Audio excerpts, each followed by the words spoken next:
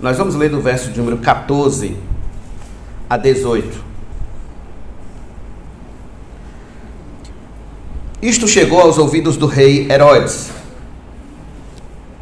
porque o nome de Jesus havia se tornado conhecido, e alguns diziam: João Batista ressuscitou dentre os mortos, e por isso forças miraculosas operam nele. Outros diziam: é Elias. Ainda outros diziam: é profeta, como um dos antigos profetas. Herodes, porém, ouvindo isto, disse: é João, a quem eu mandei decapitar, que ressuscitou.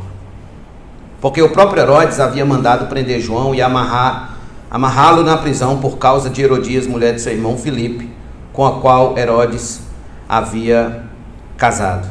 Pois João lhe dizia: você não tem o direito de viver com a mulher do seu irmão. Vamos orar. Senhor da glória, eu te peço luz nesse momento. Eu te peço iluminação do teu Espírito para a minha mente e para a mente dos irmãos, para que tudo que for dito aqui, Senhor, seja dito para o nosso proveito, para a correção, para o nosso ensino, para a nossa educação na justiça, a fim de que a gente não venha, Senhor, cair no laço do diabo, no laço do inimigo de nossas almas, e assim seguir perdidos, ó Deus, em pecados e em desobediência a Ti. Te agradecemos por Tuas misericórdias, pois sabemos que o Senhor não nos desampara. Esta palavra é Tua, e o Senhor fala conforme o Teu bom conceito. Em nome de Jesus te agradecemos, todos nós digamos amém.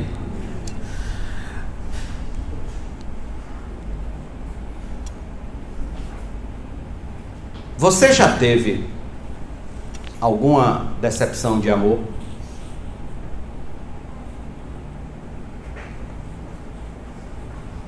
Alguma decepção de amor, e amor romântico eu estou falando, amor romântico. Já teve? Eu já. E, por mais engraçado que pareça, a minha primeira decepção romântica na vida foi quando eu tinha 9 anos de idade.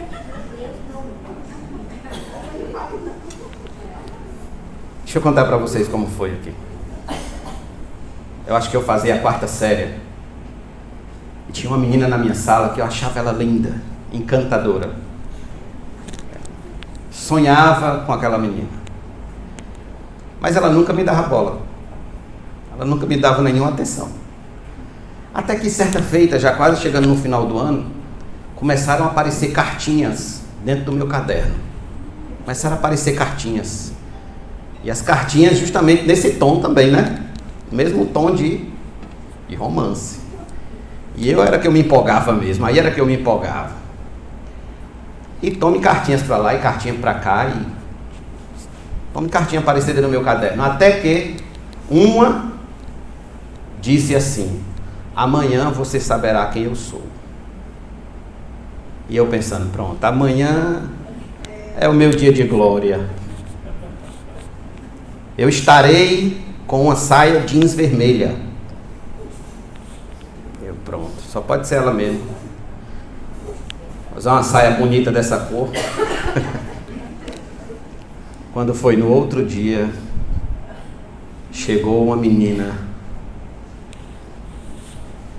na sala de aula de saia vermelha. Imagina quem era? Não, não era ela. Era outra. Eu era encantado por uma menina chamada Kelly. Mas quem chegou foi uma menina chamada Maria do Carmo. Tinha nada a ver. Ali foi minha primeira decepção. Minha primeira frustração com o amor. E eu disse naquele tempo: pronto, não quero mais nenhuma das duas. Irmãos, permita-me dizer a vocês que a pior frustração da vida não é aquela que acontece no campo romântico, mas a que acontece no campo espiritual. E é sobre isso que a gente vai falar agora. O que o texto que a gente leu hoje à noite tem a nos dizer sobre expectativas espirituais frustradas? Gente que se frustra espiritualmente. A expectativa espiritual frustrada, ela nasce de uma perspectiva espiritual errada. Se eu alimento uma perspectiva espiritual errada, a tendência é eu experimentar, é eu sofrer uma decepção, uma frustração por meio de uma expectativa errada. Então, esse texto que a gente acabou de ler, ele está ligado à missão dos 12 que Jesus tinha dado a eles, nos versículos número 6 ao versículo número 13. Especialmente no versículo número 12 do capítulo 6, quando diz: então saindo eles, pregavam para o povo que se arrependesse, expulsavam muitos demônios e curavam numerosos enfermos, ungindo-os com óleo. Enquanto mais eles pregavam, enquanto mais eles difundiam o evangelho, enquanto mais eles avançavam com o reino de Deus, mais o nome de Jesus se tornava conhecido, mais o nome de Jesus se tornava famoso, mais se tornava notório entre todos ali na região. E isso ficou tão claro que chegou aos ouvidos de Herodes. Herodes soube que havia realmente um homem pregando uma mensagem, e essa mensagem estava se espalhando por meio de milagres, curas, libertações, exorcismos, maravilhas, e por aí se vai. Hoje à noite, irmãos, nós não vamos falar de Herodes e Herodias. Eu quero falar com vocês sobre quem foi Herodes e Herodias no domingo que vem. Então é importante que você venha, para que você não seja um crente que esteja vivendo como Herodes e Herodias viveram. Mas hoje à noite nós vamos falar sobre a confusão generalizada que tanto a multidão que via milagres, que via maravilhas, que via o poder de Deus se manifestando, tanto a multidão quanto o Herodes estavam imersos numa confusão sobre quem realmente era a pessoa de Jesus. Todos falavam alguma coisa a respeito dele. Todos falavam sempre alguma coisa, tinha sempre alguma coisa a dizer dele. Mas ninguém dizia quem de fato ele era. Diziam que ele era João Batista ressuscitado. Vocês lembram quem foi João Batista? Ele foi filho de Zacarias e Isabel. O ministério dele começou no deserto, pregando no deserto, vestido de pele de camelo, comendo um gafanhoto com mel, e a sua mensagem era muito simples: arrependei-vos para serem cancelados os vossos pecados. Em Marcos capítulo 1, do verso 4 a 7, e em Lucas capítulo 3, o texto é muito claro em mostrar como o ministério de João Batista começou. Outros diziam que Jesus era Elias, porque de acordo com Malaquias capítulo 3, versículo 1 e 4, versículo 5, os judeus esperavam que um homem, Elias, ou alguém parecido com Elias, viesse para anunciar o dia do juízo e também propagar a salvação de Israel. Outros diziam que Jesus não era nem João Batista, nem Elias. Ele era apenas um dos antigos profetas, como era Moisés, Isaías, Jeremias, Oséias, porque eles tinham realmente um respeito muito grande pelos antigos profetas. A Bíblia do povo de Israel, naquela época de Jesus, era o Antigo Testamento. E o Antigo Testamento era composto, em sua maioria, exatamente de textos proféticos. Algum tempo depois, é interessante, depois desse episódio aqui que Marcos registra, algum tempo depois, Jesus chega para os discípulos e diz: a vocês, que dizem as multidões que eu sou? E em Marcos 8, 28, Pedro responde exatamente a mesma coisa que está aqui. Senhor, as multidões dizem que tu és João Batista que ressuscitou, outros dizem que tu és Elias, e outros dizem que tu és um dos profetas antigos. Ocorre, irmãos, que essa percepção mostra que o povo continuava sem o devido entendimento de quem realmente era Jesus. Apesar das curas, milagres e maravilhas, eles ainda continuavam sem entender quem realmente era Jesus, acreditando que ele era João Batista, Elias ou um dos antigos profetas. Em outras palavras, aqueles homens, apesar dessas opiniões elevadas, apesar de tratar Jesus como um profeta de respeito, eles nutriam uma falsa perspectiva sobre quem era Jesus, sobre quem era nosso Senhor. E quando a gente enxerga aquela multidão perante Pilatos, gritando, crucifica-o, crucifica-o, é porque ali nós tínhamos uma multidão frustrada espiritualmente. Mas por que frustrada espiritualmente? Porque eles nutriram, eles alimentaram uma perspectiva errada sobre Jesus. Eles não conseguiram discernir quem era de verdade a pessoa de Jesus. Eles olhavam para Jesus e eles entendiam uma coisa, quando na verdade Jesus era totalmente outra, contrária. Dizem os estudiosos que foi isso que levou Judas Iscariotes a negar a Cristo, porque Judas fazia parte de um partido revolucionário dentro de Israel. E quando Jesus ele não foi o revolucionário que Judas esperava, dizem os estudiosos que ele, por meio dessa expectativa frustrada, chegou a vender a Jesus, a negar Jesus por 30 moedas. Agora prestem atenção. Lamentavelmente, assim como havia muita confusão sobre quem era Jesus naquela época, há também muita confusão sobre quem é Jesus nos dias de hoje. Há muita confusão. E isso é perigosíssimo. Muito perigoso. Por quê? Porque se alguém recebe uma imagem errada sobre quem é Jesus, a tendência dessa pessoa é se frustrar no final a respeito de Jesus. Se decepcionar no final a respeito de Cristo. Por quê? Porque tal pessoa, ela recebeu uma imagem errada e ela passou a viver uma ilusão espiritual. Uma ilusão no campo do espírito. Portanto, é muito perigoso nutrir uma perspectiva errada sobre quem verdadeiramente é Jesus. Porque é certo que isso vai levar a uma experiência amarga de profunda frustração espiritual. Então, irmãos, a fim de nos prevenir desse perigo, a gente deve buscar hoje à noite saber quem realmente é Jesus.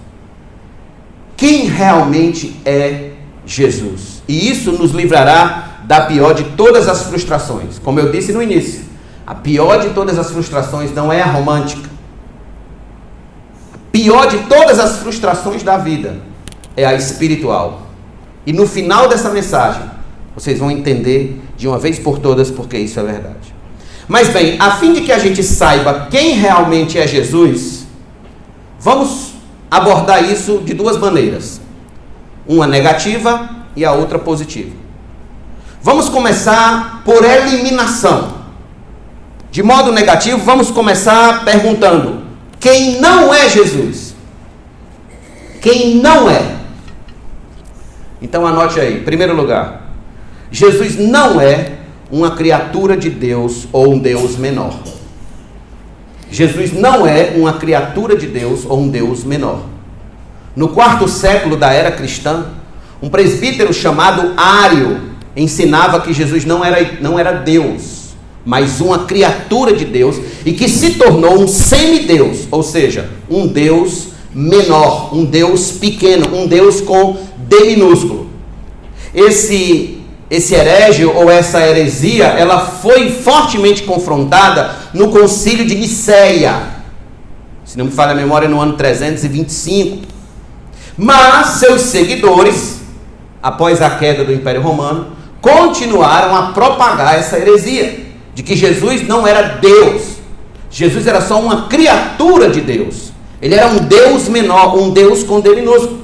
Hoje, nós sabemos bem, quem propaga fortemente essa heresia são as testemunhas de Jeová. Elas dizem que Jesus não é Deus, que ele é apenas um Deus menor. Aliás, se você ler a tradução do Novo Mundo, sempre que o texto se refere a Jesus como Deus, eles colocam com D minúsculo. Deus com D minúsculo. Então eles dizem que Jesus é uma criatura de Deus. No entanto, como a gente vai ver mais à frente, Eles estão absolutamente errados no que diz respeito a essa questão. Estão completamente pervertidos neste ponto. Então, em primeiro lugar, Jesus não é uma criatura de Deus. Em segundo lugar, Jesus não é João Batista, nem Elias, nenhum dos profetas antigos. Perceba, não faz sentido Jesus ser João Batista ressuscitado. Por quê? Porque ele foi contemporâneo de Jesus. Aliás, eles foram primos, eles eram primos.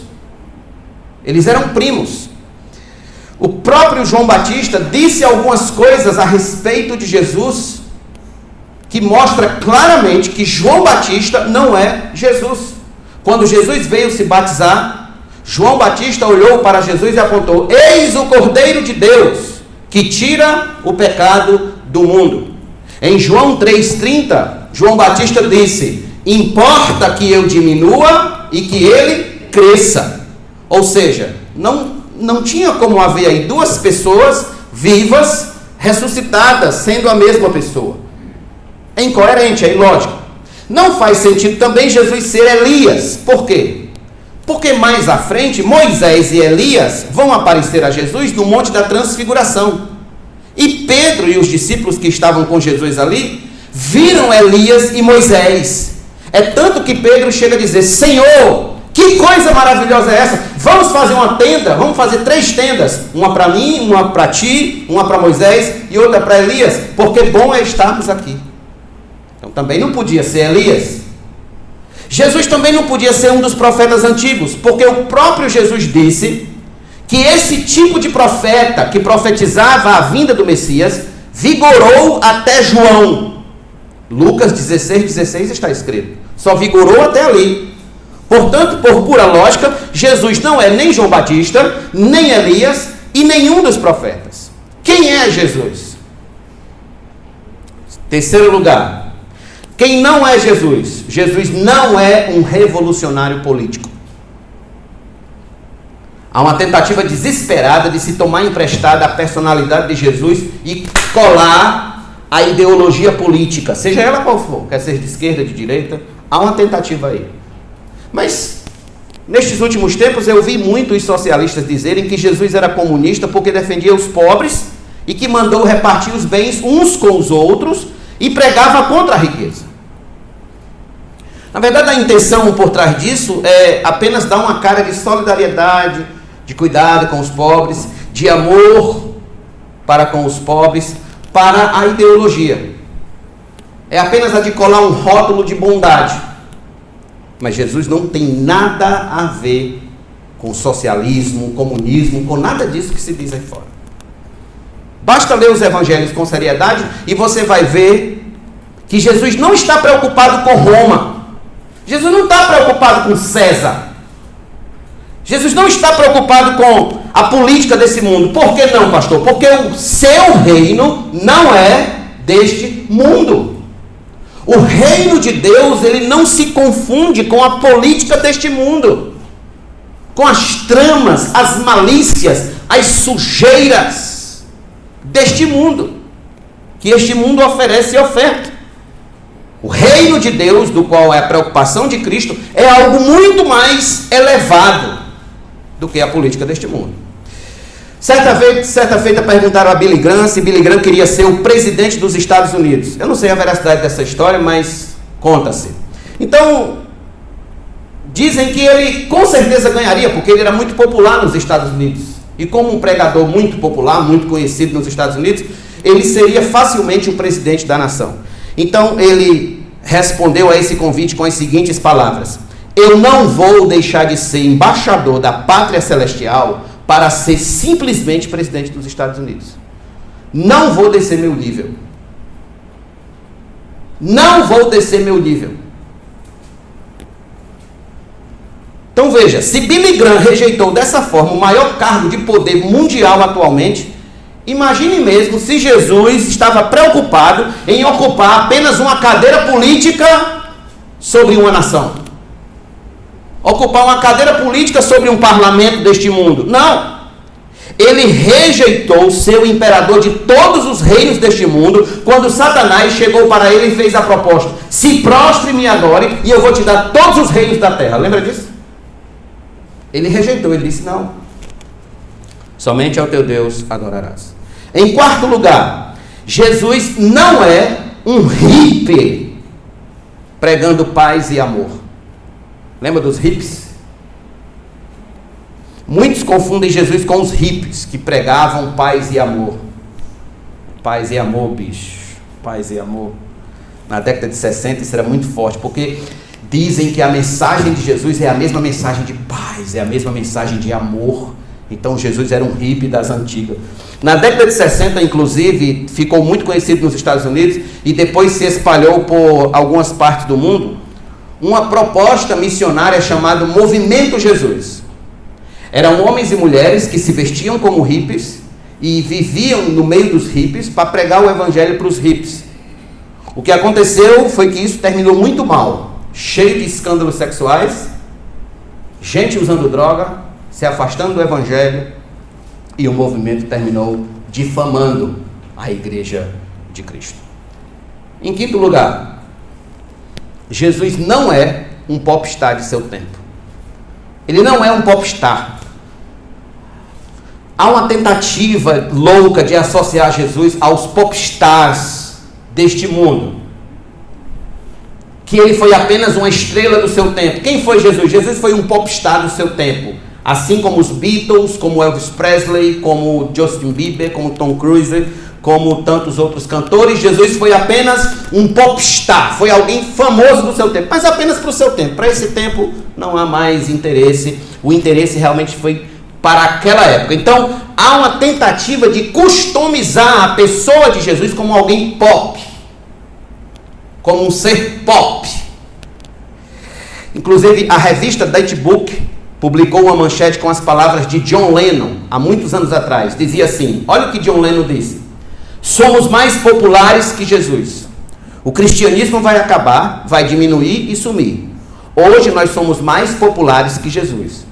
Não sei o que vai acabar antes, se o rock and roll ou se o cristianismo. Então eles acreditavam que Jesus ia se acabar, assim como qualquer outra coisa ia se acabar no mundo, porque eles partiam da pressuposição de que Jesus era apenas um nome entre outros nomes, apenas um popstar, alguém famoso, que como a fama passa, também o nome dele passaria. O que acontece é que depois dessa declaração aqui que John Lennon deu, nunca mais ele teve um dia de paz na sua vida. Nunca mais ele conseguiu ter paz. E morreu, lamentavelmente, assassinado na porta de sua casa. Jesus não é um popstar. Em sexto lugar, Jesus não é o maior psicólogo que já existiu. Jesus não é o maior psicólogo que já existiu. Essa foi outra tentativa de encaixar Jesus na mera perspectiva humana, de reduzir Jesus, tirando ele da sua soberania sobre todas as coisas e colocá-lo, encaixá-lo dentro de alguma perspectiva meramente humana, como o maior psicólogo que já existiu. Aliás, tem um livro que o título é esse: o maior psicólogo que já Jesus, o maior psicólogo que já existiu. Será mesmo se Jesus se reduz apenas ser ao maior psicólogo que já existiu, ou ao maior filósofo, ou ao maior psiquiatra, ou ao maior jurista, ou ao maior engenheiro que já existiu na face dessa terra? Será mesmo? Será mesmo se ele se reduz só a isso? Há muitos que o enxergam apenas assim, apenas como o maior psicólogo, ou como o maior psiquiatra, ou como um homem de uma moral muito elevada, de uma ética muito elevada, mas eles param aí, eles não conseguem ir além disso. Em sétimo lugar, Jesus não é o Papai Noel.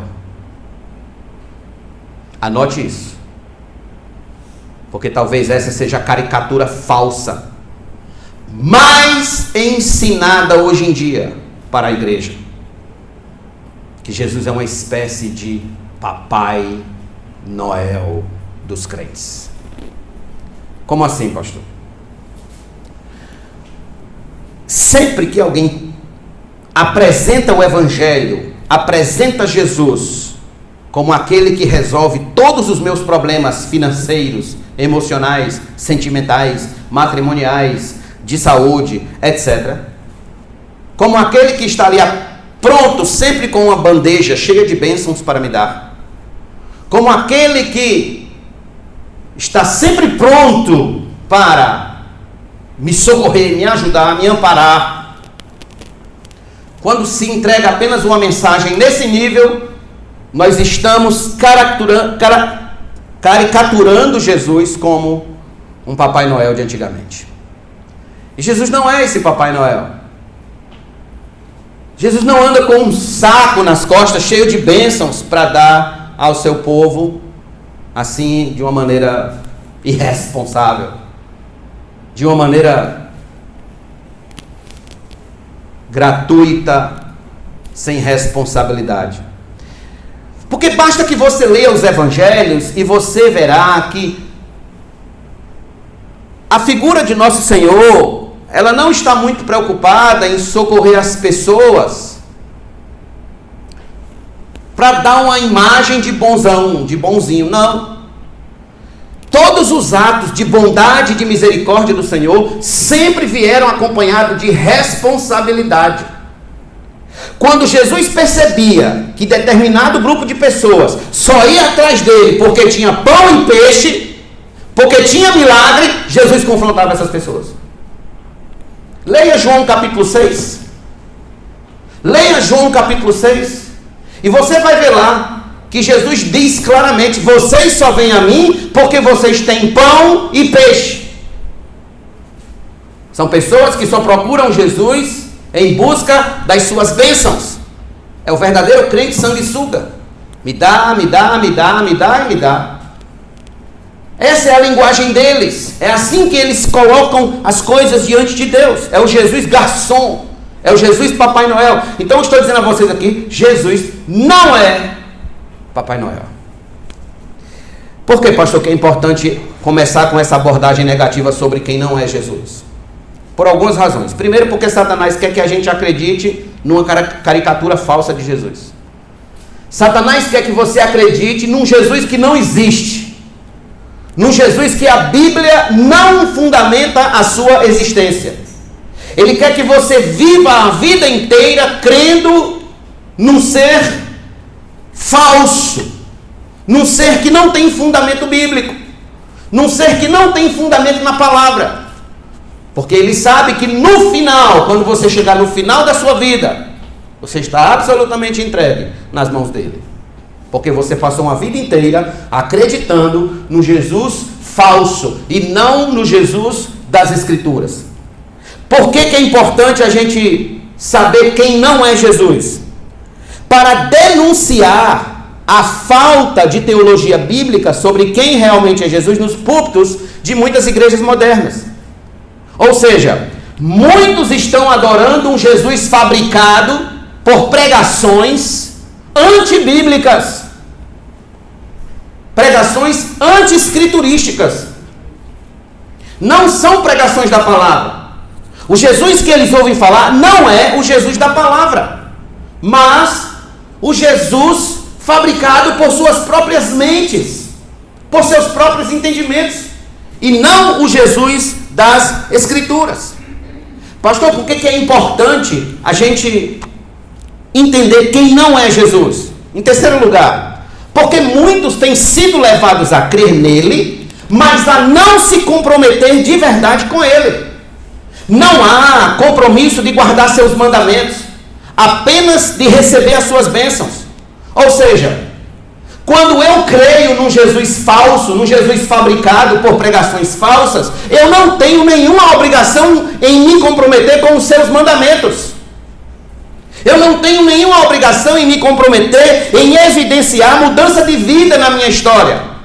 O camarada crê em Jesus, mas continua o mesmo mentiroso. Ele crê em Jesus, mas continua o mesmo falso. Ele crê em Jesus, mas ele continua o mesmo ladrão. Ele crê em Jesus, mas ele continua o mesmo fofoqueiro. Ele crê em Jesus, mas ele continua o mesmo pecador de sempre, sem nenhum arrependimento no coração. Porque ele crê num Jesus falso.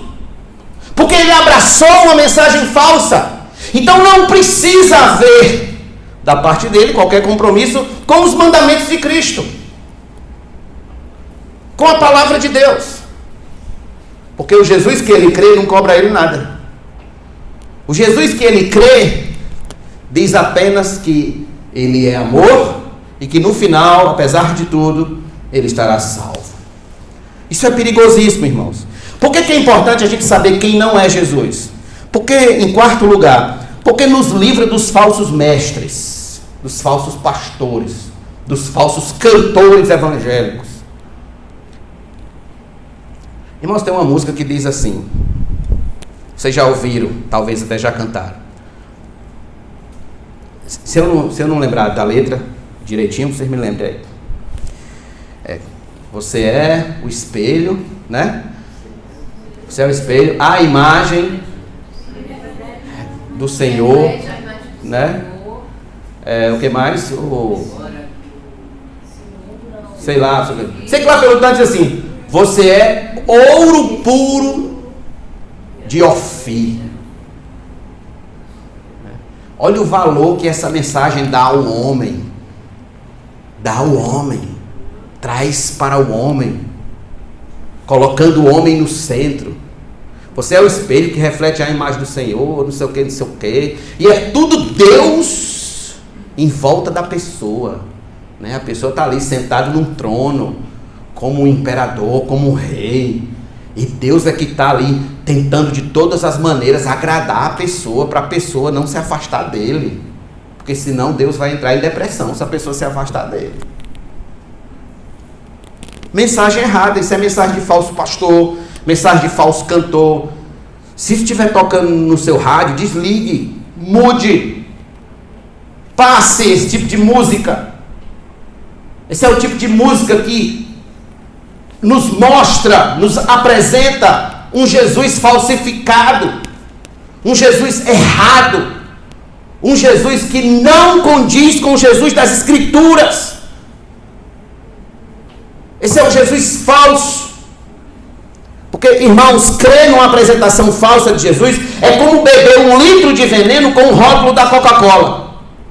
Imagine só, cheio até aqui de veneno, um líquido preto com o rótulo de Coca-Cola, e você tomar todinho. É apresentar a Jesus, apresentar você um Jesus falso e levar você a crer num Jesus falso. Isso é matar você. Isso é matar, e muita gente está morrendo por causa disso. E tem 2 culpados dessa história. Primeiro, os falsos pastores, os falsos mestres da igreja, os falsos profetas. Porque, para mim, o pior inimigo da igreja não é o diabo. Para mim, o pior inimigo da igreja é o falso pastor. É o falso pregador do evangelho. É o camarada que sobe no púlpito apenas para oferecer bênção, bênção, bênção, bênção, bênção, bênção, bênção, vitória, vitória, prosperidade, bênção, vitória, prosperidade, bênção, vitória, prosperidade, mas não requer nenhuma mudança de vida do seu povo. Não requer que o povo realmente viva para Deus conforme as Escrituras. Mas lá está ele, bênção, bênção, bênção, bênção, prosperidade, vitória, você é puro ouro de Ofir, você é tudo mais, e Deus está aqui para lhe servir. Isso é mentira. Isso é trazer um Jesus falso para a igreja. Isso é colocar no centro da igreja um Jesus falso. Isso é dar veneno às pessoas com rótulo de Coca-Cola. Eu quero que vocês lembrem daquela antiga figura, não sei se ainda tem hoje, mas antigamente tinha muito a figura do espantalho nas plantações, lembram? Lá no meio da plantação tinha alguém com os braços abertos. Porque sempre que alguém chegava para invadir a plantação, já via de longe, opa, tem alguém ali, né? Não sabia se era uma pessoa realmente ou se era um espantalho. Muitos acreditam num espantalho de Jesus, mas não no próprio Jesus. Num espantalho. Passando aqui embaixo, numa das ruas aqui para baixo, desse lado de cá, e tinha uma construção, e na construção ela não estava acabada ainda. E lá numa das janelas da construção tinha um boneco vestido, né, vestido com a roupa da farda da empresa lá, de pedreiro, né, de pessoal da obra, e com um capacete. Então quem vê de longe, opa, ali eu não posso entrar porque tem um homem ali, né? Mas na verdade é só um boneco. a falsa mensagem do Evangelho, ela nos leva a crer num boneco e não em Jesus. E a pessoa passa uma vida inteira acreditando num boneco e não em Jesus. Eu poderia dar a vocês aqui uma lista de nome de pastores e igreja que só prega um Jesus boneco, um Jesus espantalho, que não está preocupado em entregar o Jesus verdadeiro, o Jesus real das Escrituras. Deixa eu contar rapidinho para vocês aqui uma história. Em viagem pela Crimeia, a imperatriz russa Catarina Grande, ela foi iludida por seu amante, o marechal de campo russo, o Gregório Alexandrovich Potemkin. Quando esse general, esse marechal, para impressionar a imperatriz, erguia, por onde ela ia passar, ao longo do rio Dnieper, ele conseguia erguer cidades só de fachada, aldeias só de fachada. Por onde ela passava, ele olhava e ela via casas lindas, prédios lindos, mas tudo só de fachada, só para impressionar a imperatriz. Quando ela passava, toda a aldeia era desmontada e montada mais quilômetros à frente, para quando ela passasse de novo, ela se encantasse mais uma vez com a aldeia de fachada. Isso ficou conhecido como a aldeia de Potemkin. A aldeia de Potemkin é uma aldeia só de fachada, ela só tem a frente das casas, mas ela não tem casa, ela não tem absolutamente nada. Muitos estão pregando um evangelho à aldeia de Potemkin. Muitos estão sendo impressionados por pregadores que, na verdade, montam essas aldeias espirituais de Potemkin. Ou seja, levando as pessoas a crerem num evangelho falso, mentiroso, a crerem que Jesus é João Batista, a crerem que Jesus é Elias e a crerem que Jesus é apenas um dos antigos profetas. Portanto, é por isso que é importante, é por isso que eu me demorei tanto para dizer a vocês quem Jesus não é. Porque há poucas pessoas preocupadas em dizer isso. Quem Jesus não é. Porque se eu sei quem Jesus não é, quando uma mensagem dessa vier até mim, eu já tenho as minhas defesas para rechaçar, para jogar fora, para dizer, opa, isso aí eu não quero, isso aí eu não aceito, eu estou sendo enganado. E eu poderia dar a vocês tantas outras definições que temos mundo afora sobre quem não é Jesus, mas eu acredito que essas 7 bastam. Então eu coloquei a vocês uma perspectiva negativa. Agora deixa eu tratar com vocês de uma perspectiva positiva. Quem é Jesus?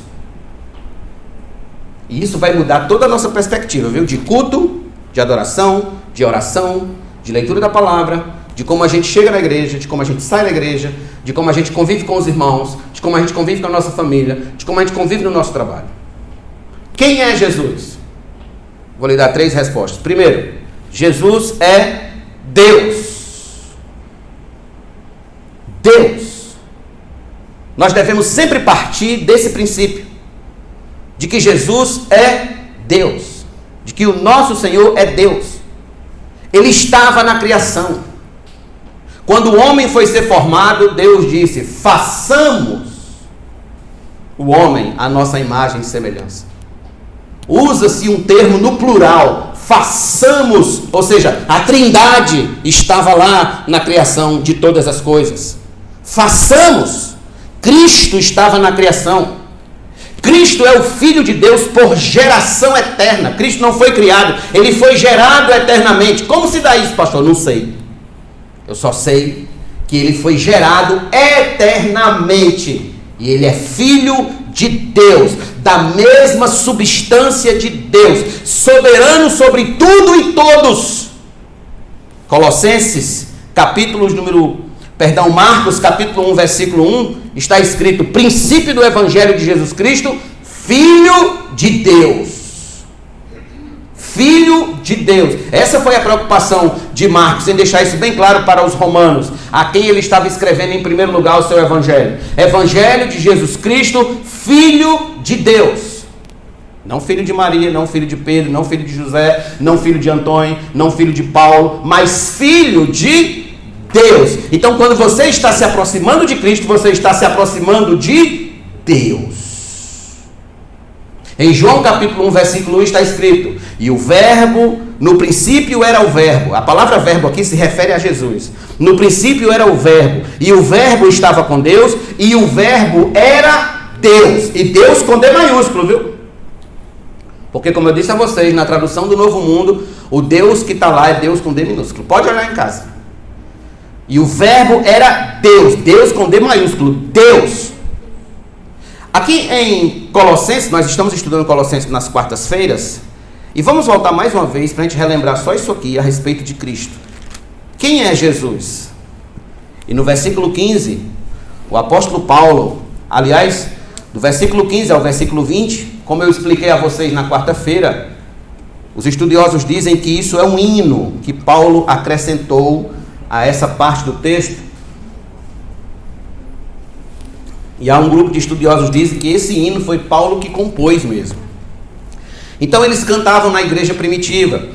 E quem é Jesus? Paulo responde no versículo 15: ele é a imagem do Deus invisível, o primogênito de toda a criação, pois nele foram criadas todas as coisas, nos céus e sobre a terra, as visíveis e as invisíveis, sejam tronos, sejam soberanias, quer principados, quer potestades. Tudo foi criado por meio dele e para ele. Ele é antes de todas as coisas, nele tudo, absolutamente tudo, subsiste.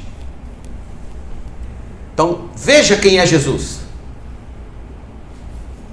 Ele é Deus. Eu devo me aproximar dele, entendendo que eu estou me aproximando de Deus. Ele é a imagem do Deus invisível. Se alguém perguntar, me mostre Deus, é só mostrar Jesus. Jesus é Deus.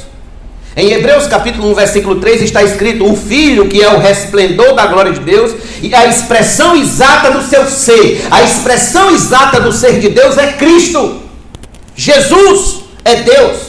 Irmãos, é com essa percepção que nós devemos nos aproximar dele. É com essa percepção que a gente deve viver, que a gente deve existir nessa face da terra, que ele é Deus, é o Deus Filho, a segunda pessoa da Trindade, criador de todas as coisas, sustentador do universo. Você está respirando agora porque Jesus está sustentando a sua respiração.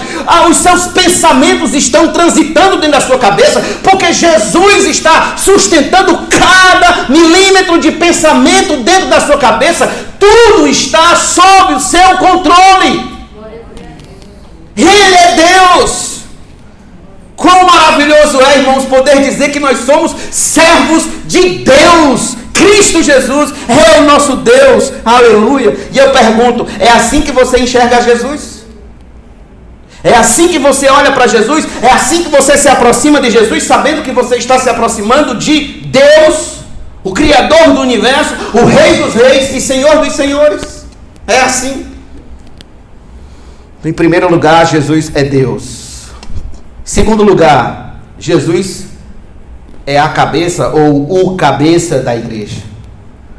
A cabeça, ela é o que transmite entendimento, consciência, sensações, movimentos para todo o resto do corpo. Sem a cabeça, o corpo não sobrevive. Sem a cabeça, o corpo morre, não sobrevive. Cristo é a cabeça da igreja. Por meio dele, a igreja se move sobre a terra. A igreja é o corpo que precisa de nosso Senhor para tudo. Sem Cristo, a igreja morre. Sem Cristo, você não pode ser cristão. Sem Cristo, você não pode ser salvo. Em Colossenses 1, versículo 18, como diz, está escrito: ele é a cabeça do corpo, que é a igreja. A cabeça do corpo. Nós somos o corpo. Cristo é a cabeça. Em Efésios capítulo 5, versículo 23 diz: porque o marido é a cabeça da mulher, como também Cristo é a cabeça da igreja, sendo ele próprio o salvador do corpo. Cristo é a cabeça da igreja. Então perceba, isso altera completamente o meu grau de adoração a Cristo, porque eu entendo que sem ele não há igreja. Sem ele, toda a vitalidade do organismo da igreja está prejudicado, está profundamente arruinado. A igreja precisa de Cristo, precisa absolutamente de Cristo. Como cristão, irmãos, eu já tenho por certo que sem Cristo eu não posso viver. Vocês estão entendendo isso? Não há movimento, não há entendimento, não há emoção, não há sentimento correto de nível espiritual em minha vida apartado de Cristo. Todo o meu presente e todo o meu futuro depende essencialmente de Cristo. Sem Cristo eu não tenho nenhum presente que preste e nenhum futuro que preste. Em terceiro lugar, Jesus é o Senhor e Salvador do seu povo. Senhor e Salvador do seu povo. É Senhor porque é o Rei, o que impera sobre tudo e todos. Como eu disse há pouco, não há nada neste universo, nada fora do seu senhorio, absolutamente nada. O cristão, ele é alguém que se aproxima de Jesus sabendo que está se aproximando de seu Senhor, não de igual para igual, não como quem se aproxima de um parceiro, mas como quem se aproxima de o seu Senhor, aquele que está acima dele, aquele que ocupa uma posição de senhorio sobre a sua vida em absolutamente tudo. O apóstolo Pedro, quando estava pregando o seu famoso sermão no capítulo 2 de Atos, o qual nós consideramos no domingo passado, no versículo número 36, ele diz: portanto, toda a casa de Israel esteja absolutamente certa de que a este Jesus que vocês crucificaram, Deus o fez Senhor e Cristo. Senhor. Paulo disse aos romanos: se com a boca você confessar Jesus como Senhor e em seu coração crer que Deus o ressuscitou dentre os mortos, você será salvo. Então Jesus é Senhor. Ele não é um parceiro. Ele não é um igual a mim. Ele está acima de mim. Quando Paulo pregou para o carcereiro de Filipos, ele disse: creia no Senhor Jesus e você será salvo, você e toda a sua casa. Creia no Senhor Jesus. Ele não disse: creia no maior psicólogo que já existiu, creia no maior filósofo que já existiu, creia no maior engenheiro que já existiu, creia no maior médico que já existiu, creia no Papai Noel, no melhor Papai Noel que já existiu. Não. Creia no melhor revolucionário político que já existiu. Não. Ele disse: creia no Senhor Jesus e será salvo você e toda a sua casa. É assim que devemos nos aproximar do Senhor, entendendo que nós estamos nos aproximando do nosso Senhor. É assim que Jesus deve ser visto pelo seu povo. Mas Jesus também é Salvador. Por quê? Porque ele é sumo sacerdote e ao mesmo tempo é o sacrifício para a salvação do seu povo. Jesus ofereceu e se ofereceu como sacrifício para salvar o seu povo. Não por todas as pessoas deste mundo, ainda que o sacrifício dele seja suficiente o bastante para salvar a todos, mas a eficácia do sacrifício de Jesus recai sobre os seus eleitos, sobre os seus filhos, sobre o seu povo. O anjo disse a José, quando José estava em crise, porque Maria estava grávida, o anjo apareceu para José e disse: José, ela dará à luz um filho, e você porá nele o nome de Jesus, porque ele salvará o seu povo dos pecados deles. Salvará o seu povo. Mateus 1:21. Deixa-me perguntar, depois de tudo que você ouviu aqui, você pode dizer que faz parte do povo de Deus? Ou você crê num Jesus, numa caricatura falsa de Jesus? Você tem Cristo como seu Senhor e Salvador? Ele realmente é o Senhor da sua vida, é o que orienta a sua vida, é o que guia seu coração, é o que diz como você tem que viver, como tem que se comportar. É Jesus. Você o ama acima de todas as coisas? Você tem certeza disso, que o ama acima de todas as coisas? Eu pergunto, o Jesus que você diz crer é o Jesus das Escrituras? Ou é o Jesus inventado pela cabeça de falsos mestres, de falsos pastores, de falsos pregadores?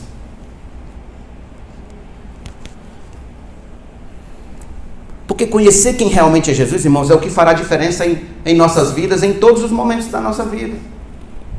todos os momentos da nossa vida, o que vai fazer diferença a respeito de Jesus é o Jesus verdadeiro, eu conhecê-lo. Eu conhecer o Jesus de verdade, não o Jesus falso. Porque o Jesus falso, inclusive, ele nem vai poder me ajudar, porque ele é falso. O Jesus falso, ele sequer vai poder me socorrer nos piores momentos da vida. Por quê? Porque ele é falso, ele não existe. Ele é apenas uma caricatura, ele é apenas uma imagem falsa, um espantalho. Ele é apenas um boneco na obra. Ele não existe, não é verdadeiro. O único que vai poder me socorrer, que vai poder me ajudar, que vai poder me sustentar diante das noites escuras da alma, é o Jesus verdadeiro. É o Jesus real, é o Jesus de verdade, segundo as Escrituras. Por exemplo, se eu sofrer a perda de um membro da minha família, e o luto profundo quiser arrastar a minha alma para o abismo da depressão, se eu creio num Jesus falso, eu estou absolutamente perdido. Eu serei arrastado para o abismo da depressão. Mas se eu creio no Jesus verdadeiro, se eu creio no Jesus das Escrituras, então eu vou saber que mesmo naquele tempo de luto, naquele tempo de perda, naquele tempo de dor, eu sei que o Senhor do Universo permanece ao meu lado, permanece comigo, caminhando comigo, me sustentando, me erguendo, me levantando, me confortando, me consolando. O Senhor do Universo está lá, não me desampara, porque eu o conheço.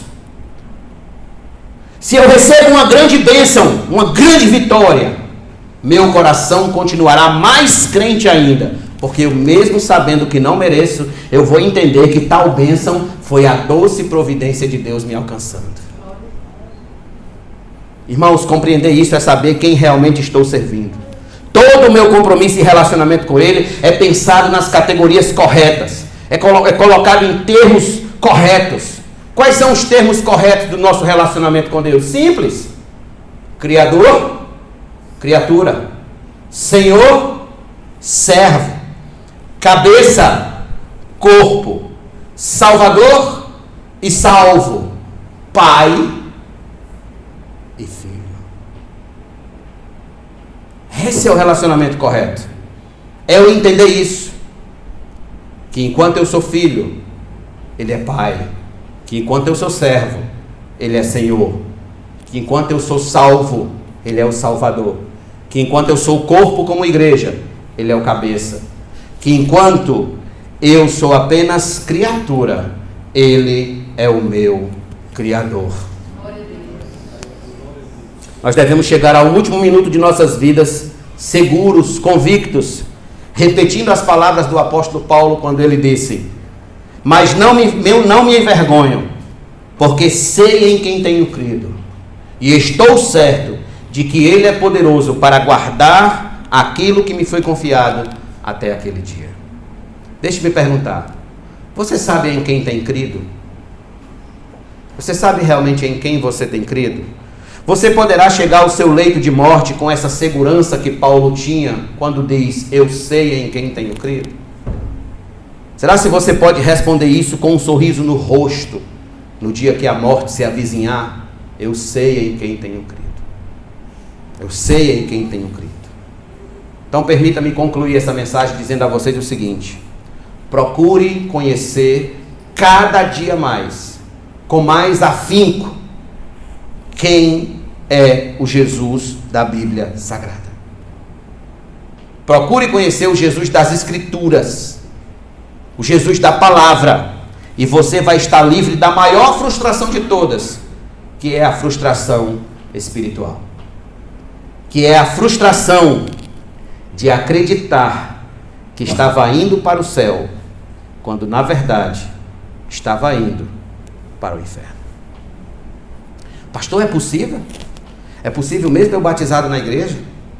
É possível mesmo eu tendo assinado o cartão de membro de uma igreja, eu acreditar, no final eu me frustrar, acreditar que eu estava indo para o céu e terminar indo para o inferno? É possível? Será se é possível? Vamos ver o que a Bíblia diz e nós já encerramos. Mateus capítulo número 7. Versículo de número 21. Mateus 7, 21.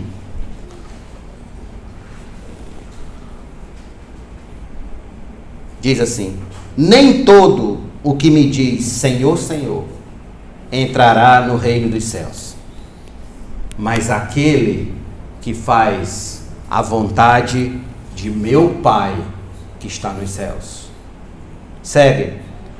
Muitos naquele dia vão me dizer: Senhor, Senhor, nós não profetizamos em seu nome, e em seu nome não expulsamos demônio, e em seu nome não fizemos muitos milagres. Veja, isso aqui é coisa de quem está na igreja. Isso aqui é coisa de gente que foi batizado, que assinou um cartão de membro de uma igreja e tal. Aí sabe o que Jesus responde? Então lhes direi claramente: eu nunca conheci vocês. Afastem-se de mim, vocês que praticam o mal. Outra tradução diz: a iniquidade. Está vendo como é perigoso? Como é perigoso conhecer o Jesus falso? No final da vida, quando você está achando que está tudo bem, você descobrir que está tudo errado, e não dá mais tempo de reverter, não dá mais tempo de consertar, porque o tempo já se foi. Que Deus tenha misericórdia de nós, irmãos. Que Deus tenha piedade de nossas almas e nos ajude a vivermos uma vida onde tenhamos um encontro com o verdadeiro Jesus, o Jesus que é o nosso Deus, que é o cabeça da igreja e que é o nosso Senhor e Salvador para todo sempre. No nosso boletim tem um hino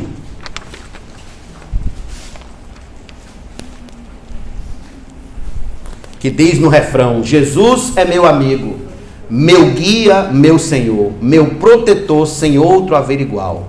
Por mim sofreu a morte, por mim um pecador, e agora vivo, guarda-me do mal. Esse é o nosso Jesus, é o Cristo em quem nós cremos. Tem outro louvor no cantor cristão que diz: pois eu sei quem tenho crido, estou bem certo que é poderoso. Lembram? Para guardar o meu tesouro até o dia final. Maravilhoso esse. Vamos ficar de pé. Vamos orar, depois nós